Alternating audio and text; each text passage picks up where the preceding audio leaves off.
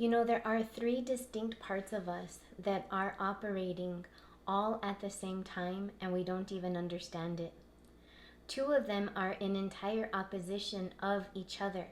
So it's no wonder we're always feeling this confusion and not really knowing in which direction to go.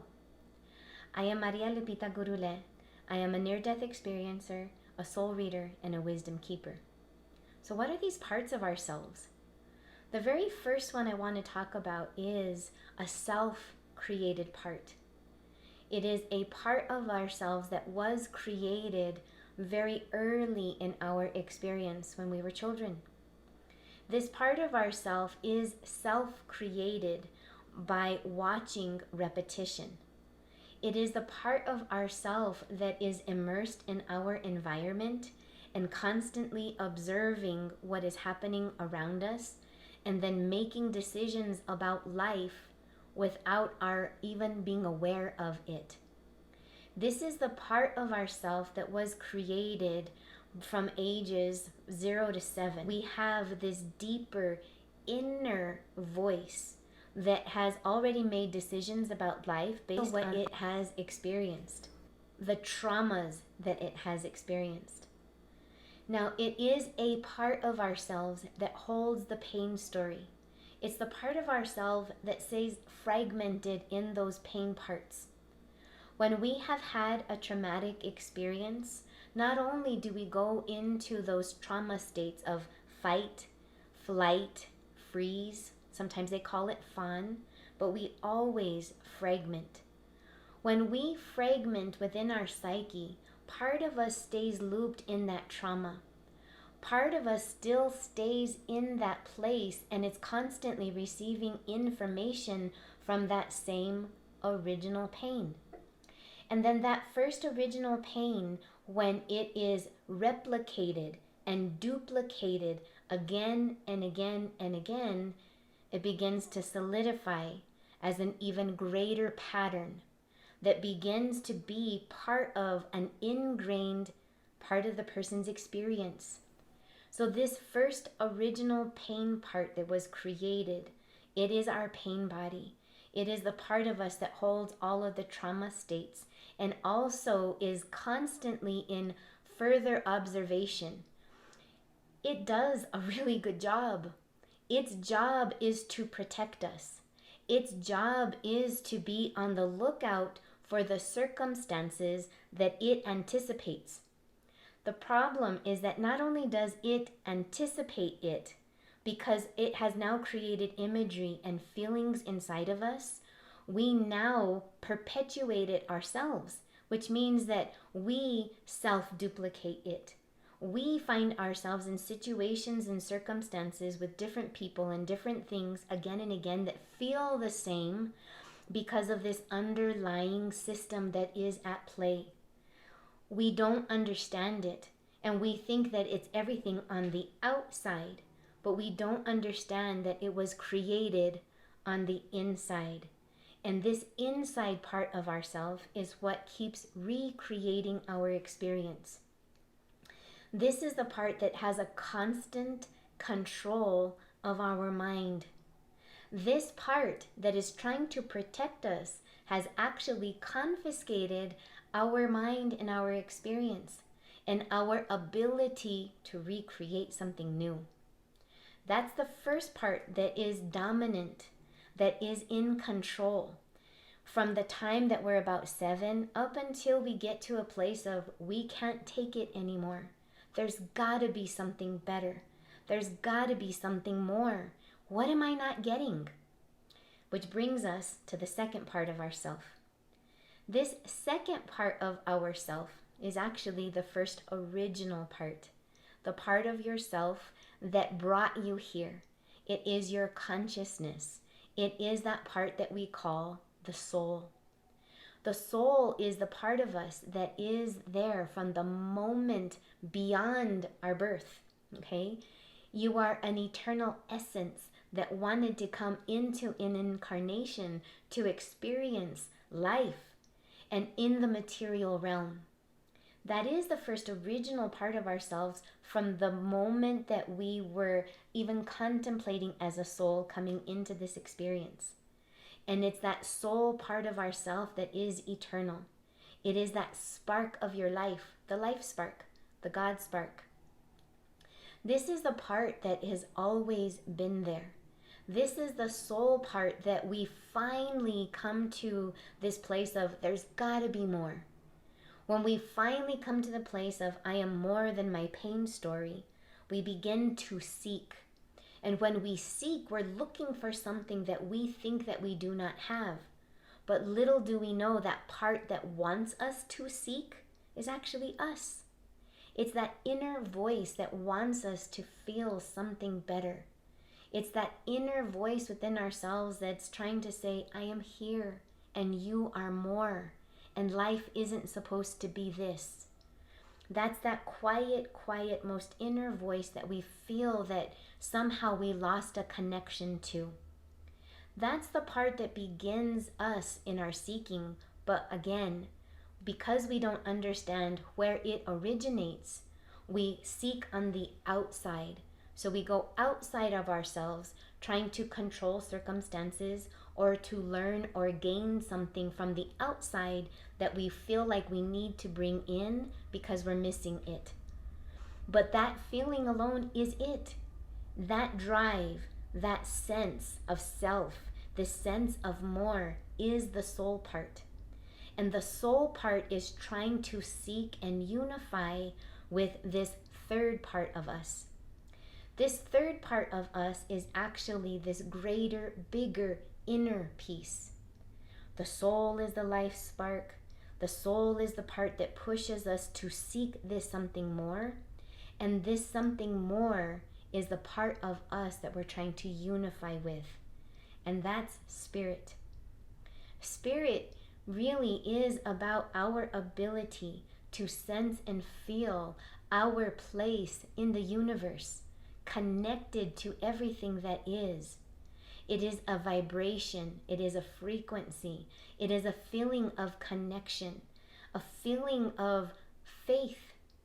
It is an inner feeling of knowing that there is a divine order, that we are part of something that is greater than ourselves, that we can feel, that we can connect to, that we can learn how to utilize for the betterment of our life. Part of that is not only our inner self, our higher self, our soul self, but when we are able to activate that inner voice, that inner desire for seeking, that's the part that wants to unify with this greater ambient frequency, the Holy Spirit part, this greater than unity. We are a divine being that is intended to be a soul, fully awakened, aware of its greater inner self, that is in unity with this greater energy, what they call the ethers, this vibration and unity of all, where we understand that even though we cannot see it, we sense it. We feel our inner connection. We feel this inner spirit. We feel the divine order, and we don't feel isolated or alone. We feel this connection where we are alive with all of the universe within us. That is the soul and spirit fused being that we are intended to be. That is a helpful inner voice. It is a voice that is filled with guidance, filled in direction, of knowing where to go because of how it feels. Even though there might be a little bit of fear in the unknown, there's still a sense of excitement and even possibility. It is of a higher quality. There is that hope and possibility innately contained within it. It's a feeling like, possibility and hope and desire, the inner spark, that joy that we dare seek. The other part is this created part. It was created by the pain of the world. It is a darker voice. This other voice that's constantly berating and judging. If we are listening to a voice that is constantly judging, telling us how bad we are, how horrible we are, the thing that we did, reminding us of past pain, things that we have done, things that other people have done, it binds us to a negative feeling. It is a feeling of hopelessness. It is a feeling of not possible, of disconnection, of separation, of loneliness, fear, anxiety, depression, grief, loss, struggle, sacrifice, settling, succumbing, suffering. This other vibration that we are trying to connect to is also inside of us. It is not separate from you. It is an internal mechanism. It is something that we can learn to tap into. See, these are two like radio frequencies. Imagine these are like two radio stations. Imagine your channel being stuck on the absolute worst station you could possibly think of, where the knob is broken and there's no on or off button, and it's constantly streaming horrible music, sounds of the like that you can't even tolerate. Well, that is the experience of being in those darker realms, of being stuck in that ego voice that is constantly bringing us down. We have to retrain our brain. We've got to fix that knob. If we don't like the station that we're listening to, if we don't like what we are sensing and feeling inside and inside by what we are thinking or what we are feeling, we've got to learn to change the station. We've got to retrain ourselves, but here's the most difficult thing. It's like an automatic set button. It is as if when we go to bed at night, it automatically resets itself to its first original preset tone. And when we wake up in the morning, it's automatically set to that bad station. And then we've got to work it again to change the knob, change the station, use our tools, apply the things that we're learning, attach to something that feels better, learning how to be mindful, which means that we are present and aware of what we're doing. And then when we're ready to practice mindfulness, which means that you're just in the present moment, then you begin to be aware of what you're thinking and feeling. And then you can modulate it, modify, and you can manage the mind. So if you are aware that you're thinking of something that doesn't feel good, you can actively choose an activity, a thought, or a behavior that feels better. Mind management. When we are able to understand that these are tools that we could utilize to help ourselves retrain the brain to come into a better sense of self, we can have a better experience. We have got to retrain ourselves to stop listening to that pain voice that only creates more pain. If we're listening to a voice that is judging us on the inside and everybody else on the outside, and it's not helpful, stop listening to it. Find that inner voice. It is still there. That greater voice that started with you on your journey from the moment your soul was bound to your body. That inner greater God spark, life spark within you, that voice has not disappeared, it's only hidden. We have to awaken that hidden part within ourselves so that we can reclaim everything else that has been confiscated and taken, where we have been told that it's forbidden from us. Forbid literally has even changed the meaning. For means in advance. To bid means to request something to come into creation. So may we learn how to reclaim the forbidden, because this is a part of ourself that we have been told is forbidden. Claim that part of yourself. It is there. It is there. No matter how asleep it may seem, awaken it and keep it awake. Reclaim those parts of ourselves by understanding these three parts of ourselves. These two voices, the negative, unhelpful voice that is constantly berating and judging and keeping us held back. The other voice that is inside, helpful, guiding, pushing you to seek, wanting you to feel better, searching for joy, and allowing greater and greater moments of joy, of connection, of peace. And then this final part of ourself. How do we shift into all of this? Is by being that third most important part of ourself. Spirit infused with your soul. We do this by becoming aware and what I call the sacred observer. When we are able to feel that awakened part of ourself and connect to that greater spirit of goodness, of truth, and of beauty, when we connect to that, we become that soul spirit fused being, and we can be that sacred observer. The sacred observer is the part of ourself that is divine, that is actually watching. We don't want to be in a blissed out state all the time. That's not a place to consistently be. And we don't want to be in pain places all the time either. We definitely don't want to be there all the time. We must stand in a position of neutrality. Be neutral in a place of readiness. And the only way to do that is by being in observation. Observe what you're experiencing.